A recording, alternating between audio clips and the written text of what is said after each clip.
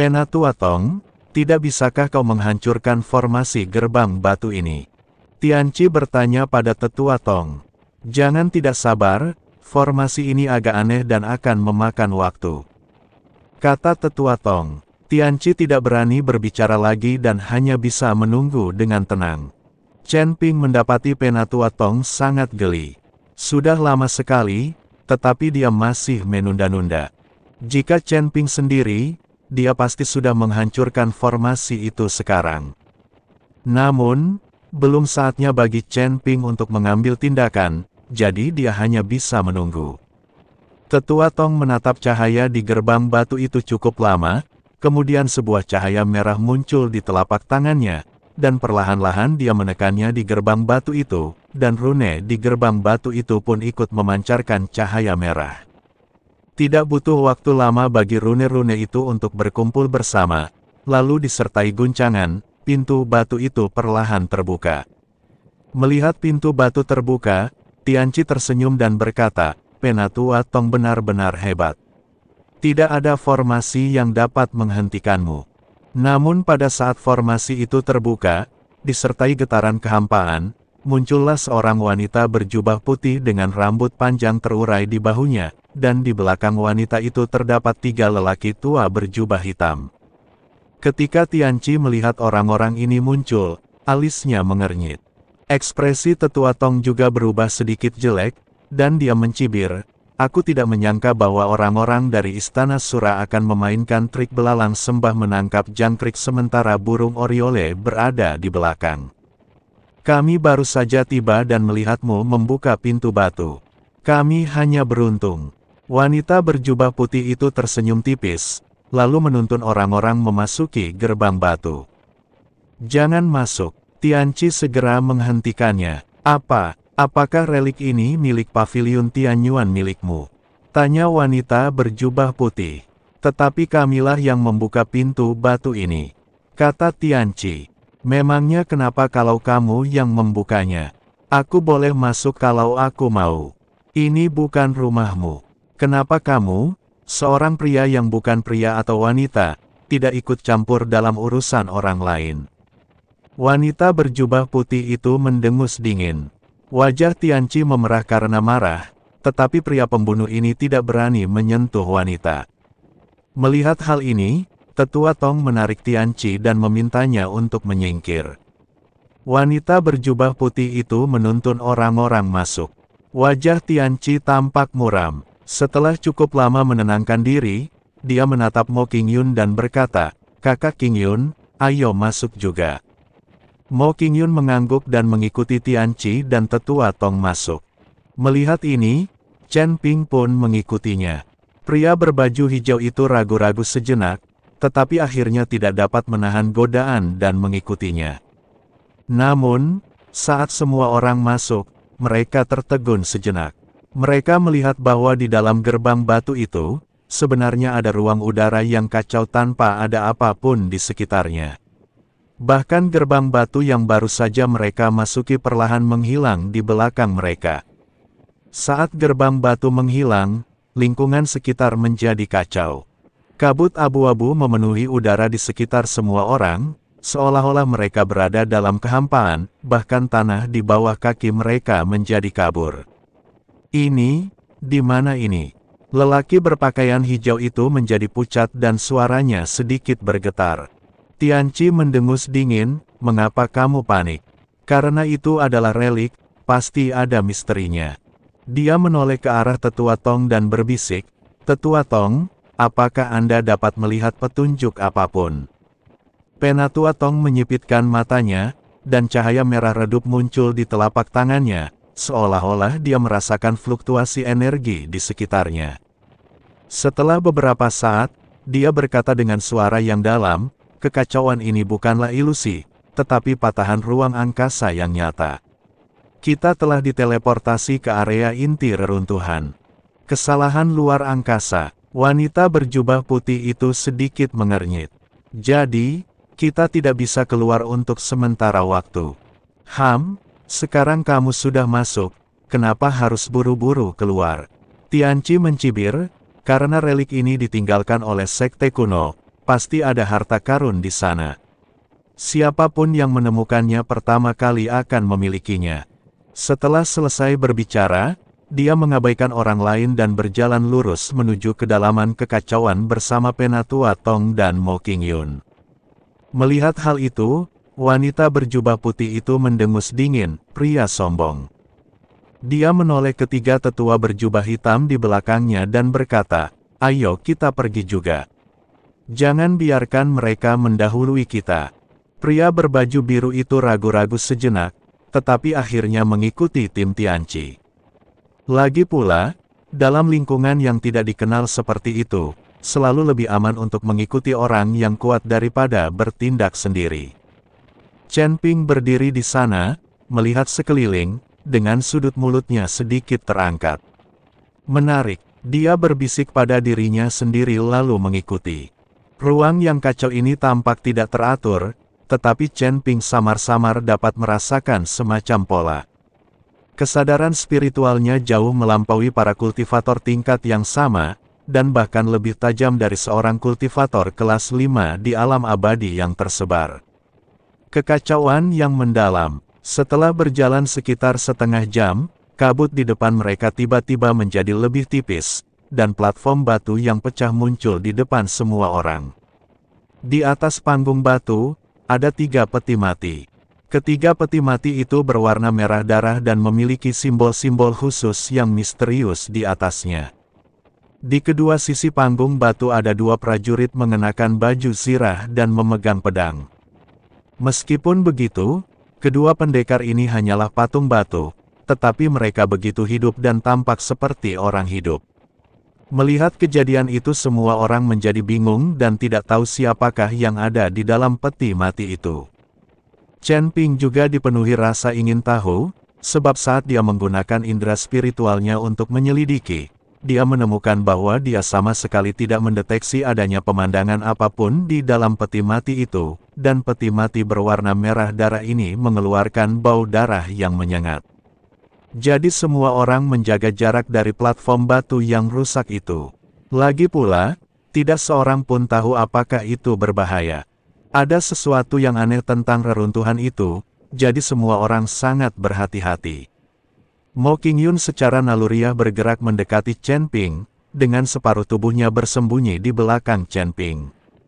Dia juga sedikit panik di dalam hati, dan sekarang hanya dengan berdiri di samping Chen Ping dia bisa merasa sedikit aman. Ketika Tianqi melihat adegan ini, dia langsung marah karena Mo Qingyun berjalan terlalu dekat dengan Chen Ping. Namun, di hadapan tetua Tong dan orang-orang Istana Sura, Tianqi tidak berani bertindak lancang. Dia hanya bisa menahan amarahnya dan memaksakan senyum, sambil berkata, "Sepertinya ada beberapa rahasia di dalam peti mati ini. Kita harus mengirim seseorang untuk menyelidikinya terlebih dahulu." Semua orang melihat ke arah Tianqi, terutama wanita berjubah putih, yang memutar matanya dan berkata, "Kalau begitu, pergilah dan lihat saja." Tianqi menggelengkan kepalanya, "Aku tidak pergi." Setelah mengatakan itu, dia menatap Chen Ping dan berkata, "Coba lihat." Chen Ping tertegun dan bertanya, "Mengapa kamu tidak pergi?" "Saya takut bahaya." Tianqi berkata tanpa ragu, "Kalau begitu aku juga takut bahaya." Chen Ping sedikit tidak senang. "Jika kau tidak pergi, aku akan menghajarmu sampai mati. Aku lebih kuat darimu. Antara penjelajahan dan kematian, pilih salah satu." Tianqi bertanya. "Sial." Chen Ping tidak bisa berkata apa-apa. "Saudara Tianqi, dia." Mo Qingyun ingin memohon untuk Chen Ping. "Kakak Qingyun, jangan berkata begitu. Dia hanya pengikut. Kamu seharusnya berhenti melindunginya." Tianqi sedikit tidak senang. Melihat ini, Mo Qingyun menatap Chen Ping tanpa daya.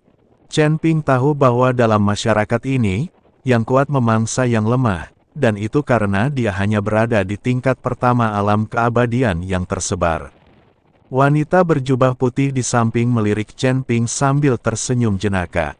"Apa bedanya orang alam Sanxian kelas 1 datang ke sini dengan mencari kematian?" Wanita berjubah putih itu tertawa. Chen Ping hanya tersenyum dan tidak mengatakan apa-apa, tetapi berjalan lurus menuju platform batu yang pecah. Aku akan pergi bersamamu. Melihat ini, Mo Qingyun mengejar Chen Ping.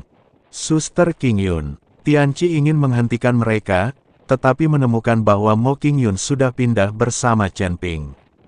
Wajah Tianqi berubah menjadi hijau, matanya melebar karena marah, dan dia menggertakkan giginya.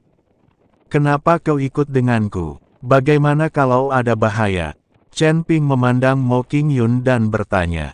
Jika ada bahaya, kita akan menghadapinya bersama. Bahkan jika itu berarti kematian, kita akan memiliki teman di jalan menuju alam baka. Mo Qingyun tersenyum sedikit. Chen Ping juga tertawa, selama aku di sini, kamu tidak akan mati. Chen Ping merasa tenang, karena dia tahu dia tidak akan mati. Karena dia sudah meninggal, tidak akan ada cerita lagi. Kamu tidak menyukai pria banci itu? Chen Ping bertanya. Tak usah dikatakan, melihatnya saja membuatku muak. Mo Qingyun mengangguk. Kemudian dia berkata dengan putus asa, namun, Paviliun Tianyuan sangat kuat. Untuk membangun hubungan dengan Paviliun Tianyuan, aku harus menikah dengannya. Pernahkah kamu berpikir untuk melawan? Chen Ping bertanya. Saya tidak memiliki kemampuan itu. Mo Qingyun menggelengkan kepalanya. Saat aku punya kesempatan, aku akan membunuh si banci itu, dan kau akan bebas. Chen Ping mengikuti Mo Qingyun dan berbicara sambil berjalan. Kau bukan tandingannya, kata Mo Qingyun. Mungkin aku bukan tandingannya sekarang, tapi aku punya pembantu. Membunuhnya akan mudah. Chen Ping tersenyum tipis, lalu bertanya kepada Raja Iblis Awan Merah, Senior, jika kau membunuh lelaki banci itu, apakah kau akan membunuhku? Tubuhmu mampu menahannya. Belum lagi orang itu, aku bisa membunuh semua orang di sini, kata Raja Iblis Awan Merah. Itu bagus. Chen Ping tersenyum. Kamu sedang bicara dengan siapa? Mo Qingyun tampak bingung. Seorang teman lama. Chen Ping tersenyum. Keduanya mengobrol sambil berjalan, dan segera tiba di platform batu yang rusak. Pada saat ini, Chen Ping mulai menggunakan pedang pembunuh naga dan menjadi waspada sepenuhnya, terutama pada dua patung prajurit. Dia selalu merasa bahwa kedua patung ini bisa menyerangnya kapan saja. Pedang pembunuh naga di tangan Chen Ping sebenarnya sedikit gemetar, mungkin karena dia merasakan bahaya. Tianqi yang berada jauh menatap Chen Ping dan Mo Qingyun dengan dingin. Keduanya berbicara dan tertawa, dan segala sesuatu menarik perhatiannya. Sekarang dia berharap bisa membunuh Chen Ping segera. Namun meskipun mereka marah, Tianqi tetap waspada. Jika mereka menemukan sesuatu yang salah, mereka akan langsung lari. Meskipun ada harta karun di reruntuhan, ada juga bahaya. Ini juga merupakan alasan mengapa banyak orang mengetahui adanya reruntuhan, tetapi sedikit yang datang untuk menjelajahinya. Jika seseorang tidak berhati-hati, orang bisa mati. Apa gunanya harta kalau orangnya sudah meninggal? Terutama karena reruntuhan di depan mereka sangat aneh, semua orang merasa waspada. Begitu ada pergerakan yang tidak lazim, mereka akan langsung lari terbirit-birit, tidak berani gegabah sedikit pun. Chen Ping mengikuti Mo Qingyun dan berdiri di depan panggung batu. Mata kedua patung prajurit itu menatap lurus ke arah mereka. Hal ini membuat hati Chen Ping meledak karena ketakutan. Berjalan, Mo Qingyun menarik Chen Ping dan berjalan menuju panggung batu selangkah demi selangkah. Kecepatan mereka sangat lambat. Namun, ketika mereka berjalan ke tiga peti mati itu, Chen Ping terkejut karena mata kedua patung prajurit itu telah berpaling pada suatu titik dan masih menatap mereka. Chen Ping menggelengkan kepalanya, mengira dia salah lihat, tetapi ketika dia melihat dengan saksama, dia menemukan bahwa mata kedua patung prajurit itu benar-benar bergerak. Kali ini, Chen Ping merasa semakin takut, tangannya yang memegang pedang pembunuh naga sedikit gemetar. Nona Mo, apakah Anda melihat ada yang salah dengan kedua patung prajurit ini? Chen Ping bertanya pada Mo Qingyun. Tidak, Mo Qingyun menggelengkan kepalanya. Perhatiannya terpusat pada 3 peti mati dan dia tidak memperhatikan patung prajurit. Melihat ini, Chen Ping tidak mengatakan apa-apa lagi. Karena Mo Qingyun tidak tahu, dia seharusnya tidak memberitahunya agar tidak membuatnya takut.